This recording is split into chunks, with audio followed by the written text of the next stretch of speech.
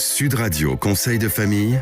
La chronique patrimoine avec Fee Investment Manager. Fee Investment Manager gère vos actifs financiers au plus près de vos objectifs. Bonsoir à tous, heureux d'entamer une nouvelle semaine en votre compagnie, toujours éclairé et avisé. Stéphane Moller, bonsoir. Bonsoir Olivier. Le président et le fondateur de Via Wealth Management. On s'en souvient, on avait évoqué ici il n'y a pas très longtemps les fameuses bitcoins, la crypto-monnaie, qui a suscité d'ailleurs beaucoup d'interrogations de la part de celles et ceux qui nous écoutent. On avait commencé à évoquer la fameuse blockchain. Eh bien, on va en parler davantage, éclairage précieux, éclirage que nous apporte Denis Confoux, qu'on est ravi de retrouver ici, le directeur général de FIM. Bonsoir et soyez bienvenus. Bonsoir Olivier, bonsoir Stéphane. Effectivement, je vais vous parler aujourd'hui de la technologie qui est derrière les crypto-monnaies, et telles que le Bitcoin par exemple.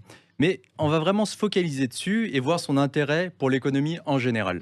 On va peut-être commencer par une définition. C'est quoi au juste la blockchain ? Alors la définition de la blockchain. La blockchain, c'est une technologie de stockage et de transmission d'informations transparente, sécurisée et fonctionnant sans organe central de contrôle. Bloc pour bloc de transaction et chain, car une fois vérifié, ce bloc est ajouté à une chaîne de blocs infalsifiable, le tout étant sécurisé par cryptographie. Mais Denis, quel est le champ d'application de cette fameuse blockchain en dehors des crypto-monnaies ? Il y a plusieurs catégories d'utilisation. Par exemple, dans un environnement traditionnel, des tiers de confiance, comme les banques, servent d'intermédiaires pour les transactions financières. Le défaut, c'est évidemment un délai et la commission de la banque. Il faut les payer. La blockchain offre une alternative aux intermédiaires traditionnels. L'intermédiaire ici est remplacé par la vérification collective de l'écosystème, ce qui offre un degré élevé de traçabilité, sécurité et rapidité surtout. En fait, c'est une technologie qui contribue à la fois à la fiabilité des échanges et à une réelle baisse de prix. Oui, car cette technologie permet des échanges de gré à gré, donc sans intermédiaire. Et quelles sont les autres utilisations, Denis, de la blockchain ? La blockchain ne se limite pas à la finance et peut être appliquée à tout type de transactions. Son utilisation en tant que base de données infalsifiable en fait un exemple, par exemple un outil puissant de traçabilité des produits et de stockage d'informations.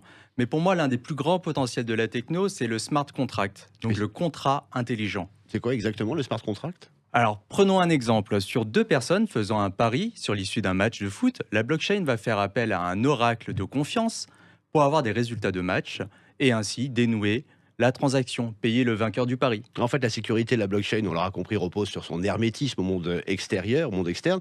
Ça constitue aussi sa limite. Or, dans les smart contracts, la conclusion d'une transaction sera dépendante d'un événement externe. On bénéficie donc, si j'ai bien compris, de tous les avantages de ce système d'échange, en plus de la capacité à la faire communiquer, en quelque sorte, avec le monde extérieur. Oui, en fait, si on l'extrapole, on pourrait imaginer que la SNCF pourrait indemniser automatiquement ses voyageurs en cas de retard des trains sans qu'ils aient à en faire la demande. Ah, ça, c'est un argument. Oui, c'est un argument. Oui, Denis.